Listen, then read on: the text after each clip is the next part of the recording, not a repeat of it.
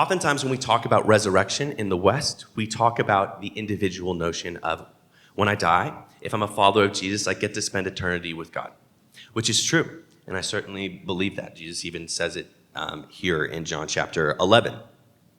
But there is another sense in which God's resurrection life is presently breaking into the world, and God is working to redeem all things to himself, to make all things new.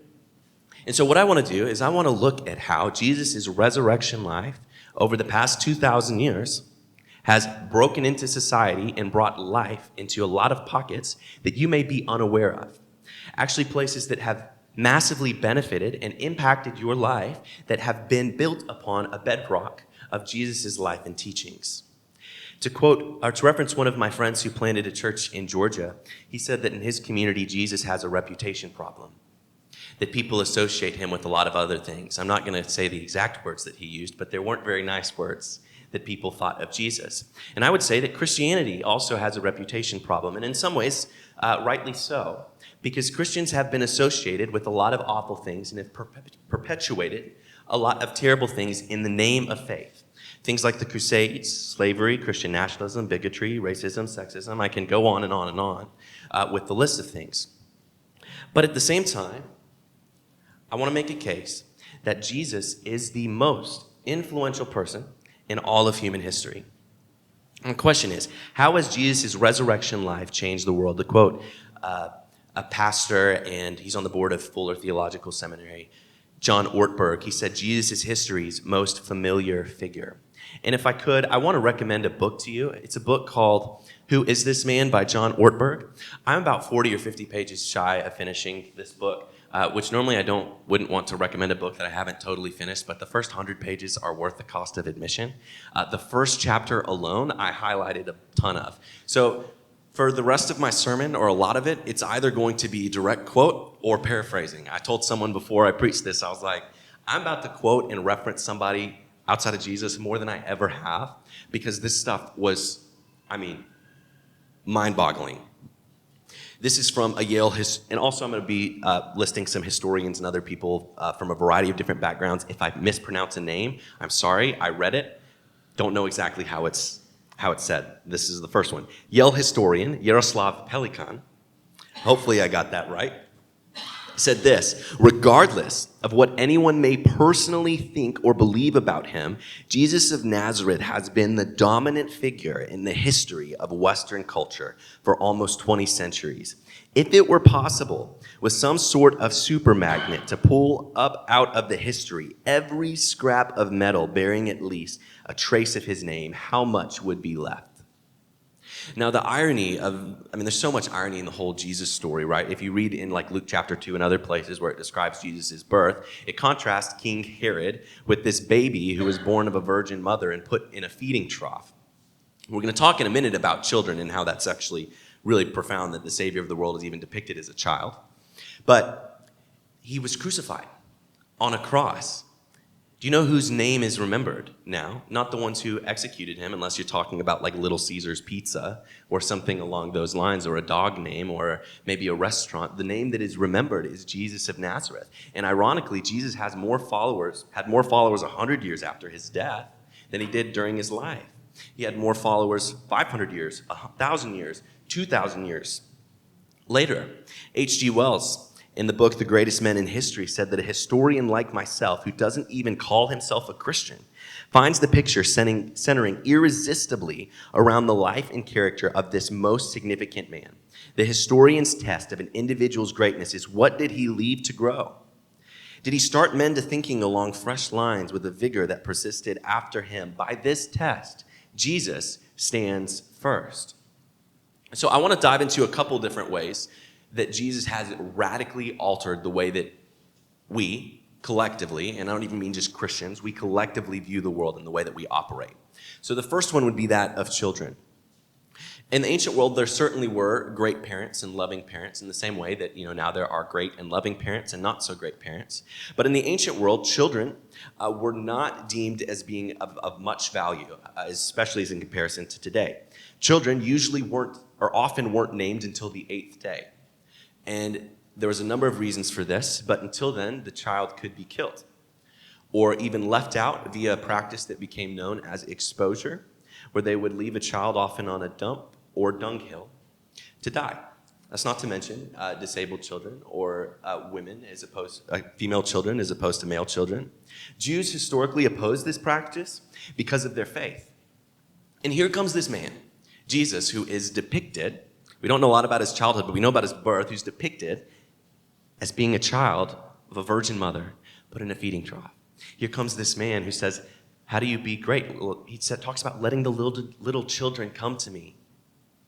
To have a faith like that of a child, not only that the children are of value, but actually they are exemplifying characteristics that are meant for the rest of us to learn from. He doesn't say to the child, learn to be like this grown-up. He says to the grown-up, learn to be like this child. Over time, this practice of exposure got shifted because Jesus' followers took Jesus' commands really seriously. People began to leave babies outside a monastic community or church instead of a dunghill.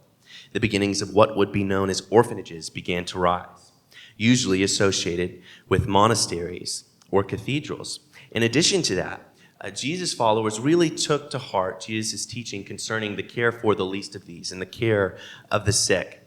Sociologist Rodney Stark argued that one of the primary reasons for the spread of Jesus' movement was the way his followers responded to sick people. How many of you in this room have ever been to a hospital or a physician's care office at some point in your life? I know we've got some people that even work in those places. You can trace that back to the person of Jesus. There were doctors, certainly before, but this came from the idea of taking care of the least of these. This is a direct quote from John Ortberg. There was a church father named Basil who had an idea. What if we build a place to love and care for lepers? If you're familiar with leprosy, it's a terrible disease, but also in addition to that, it was led to a lot of people being outcast from society and being deemed less than, not to be associated with. He said they don't have money. They don't even have to pay for it. We'll raise the money. And one of the most famous sermons in that century was by his brother, Gregory of Nyssa, who was also a church father, and it was to raise money for this place to take care of leprosy. This is what Gregory said. Lepers have been made in the image of God, in the same way you and I have, and perhaps preserve that image better than we. Let us take care of Christ while there is still time, drawing on this imagery where Christ not only says take care of the least of these in like a patronistic or patronizing sort of way, but he says take care of the least of these because when you do that, you're taking care of me. He identifies with the sick, with the vulnerable. And so Gregory of Nyssa goes on, talking about taking care of the lepers. Let us take care of Christ while there is still time. Let us minister to Christ's needs. Let us give Christ nourishment. Let us clothe Christ. Let us gather Christ in. Let us show Christ honor. That was the beginning of what would become known as hospitals. The Council of Nicaea, which is the same council that affirmed the Nicene Creed, which is one of the two creeds that we have on our website, is like our statement of belief. They decreed that wherever a cathedral existed, there must be a hospice, a place of caring for the sick and poor. Think in our community, St. Thomas, which used to be Baptist. Think of Red Cross. You think of a whole lot of other things. Now, obviously, you may be thinking here, when I'm talking about caring for the least of these, I'm going to quote John Ortberg again here. He said, few people show less compassion than those who try to argue that Christians have a corner on compassion. Say that's pretty accurate. But philosopher Mark Nelson put it like this. If you ask what is Jesus' influence on medicine and compassion, I would suggest that wherever you have an institution of self-giving for the lonely and for practical welfare of the lonely, schools, hospitals, hospices, orphanages, for those who will never be able to repay, this probably has its roots in the movement of Jesus. So if you've taken part in literally any of those things, which my guess is you've taken part in a number of those things, you are standing in fruit of the life and teachings of Jesus of Nazareth. And this comes back to this idea of every person being made in the image of God, which led followers of Jesus towards this radical concept known as equal treatment of people.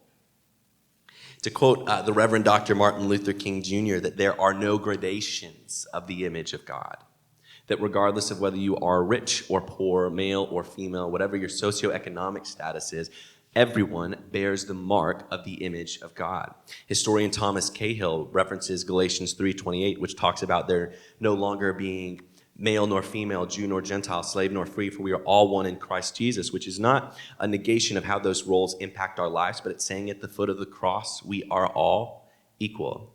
He said this was the first statement of egalitarianism in human literature.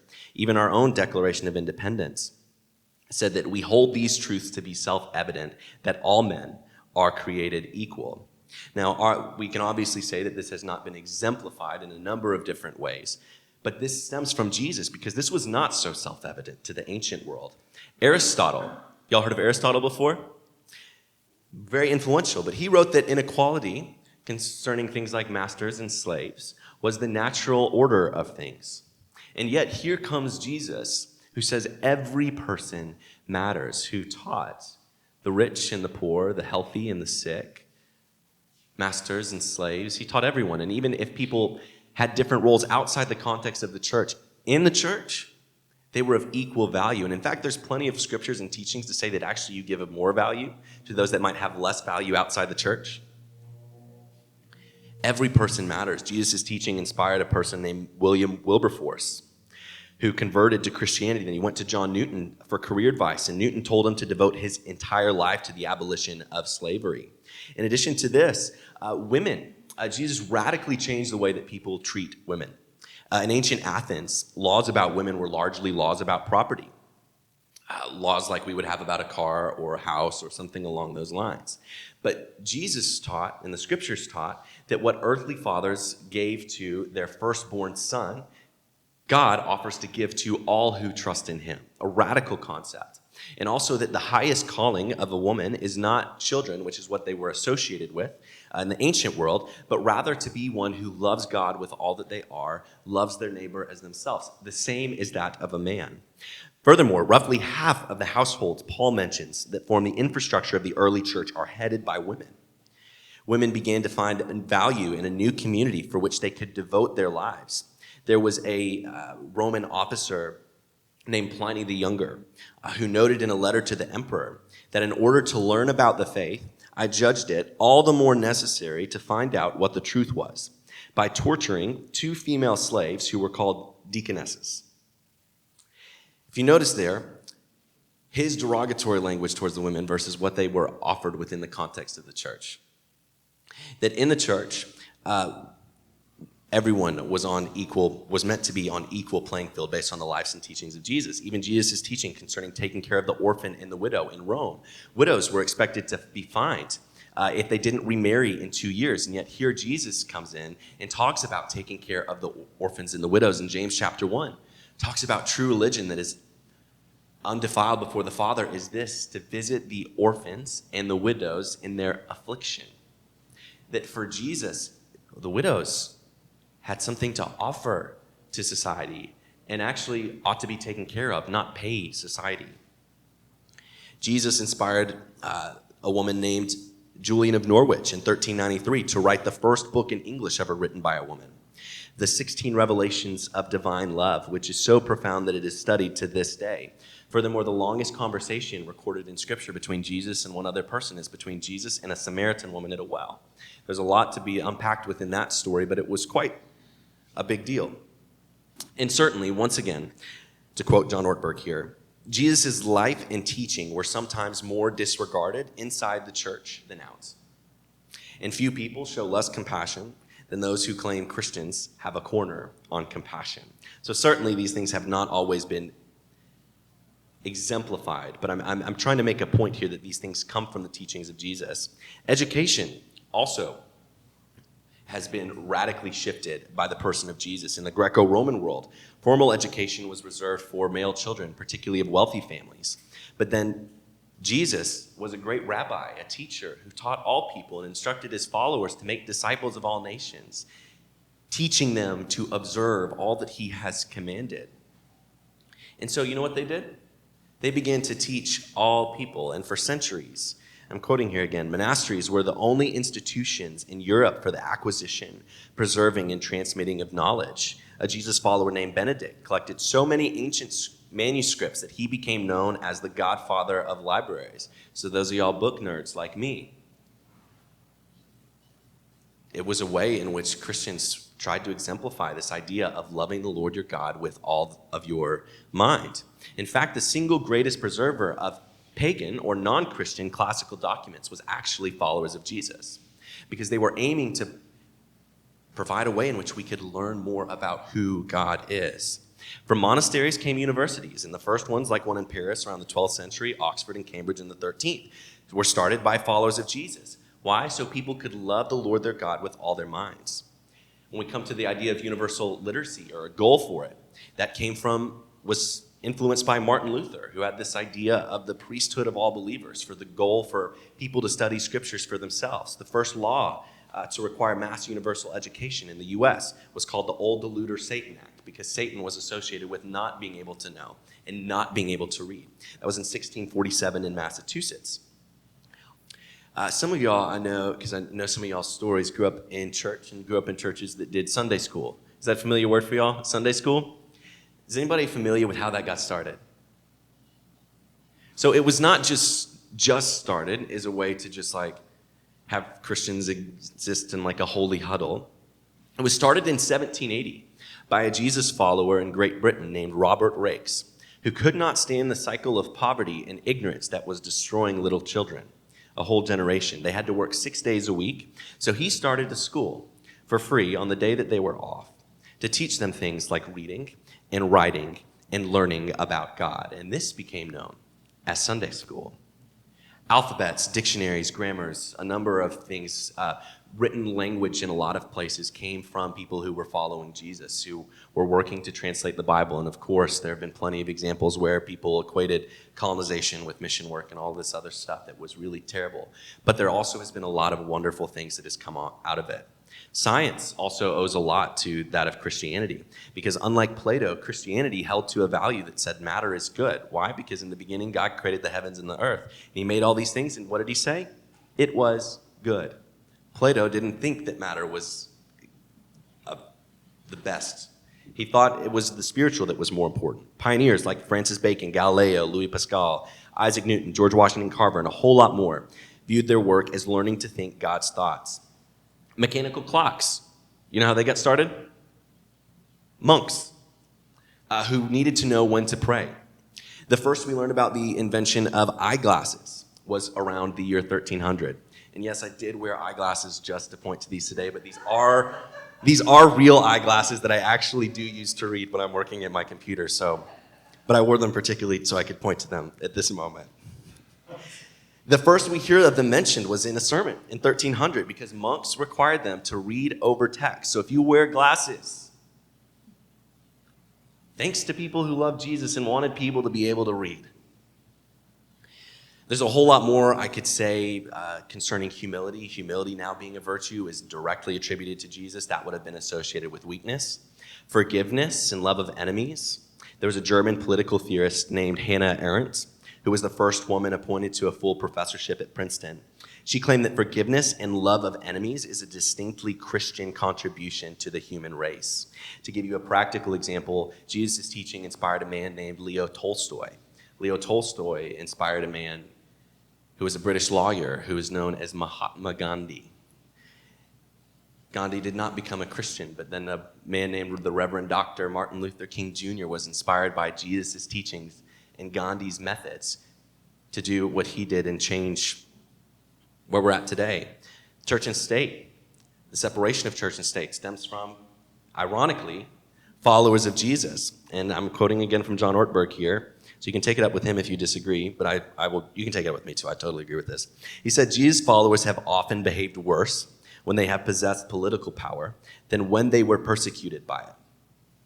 Ideas like individual rights, limited sphere of government, separation of freedom from worship from the power of the state, and freedom of conscience would all be part of reflecting on what Jesus meant when he talked about to give what belonged to Caesar, and to God what belonged to God's. Because in the ancient world, all nations had their own God, and the better your nation, the better your God. And here Jesus says, give to Caesar what is Caesar's and give to God the things that are God's, when those things would not have been so separate for a lot of people.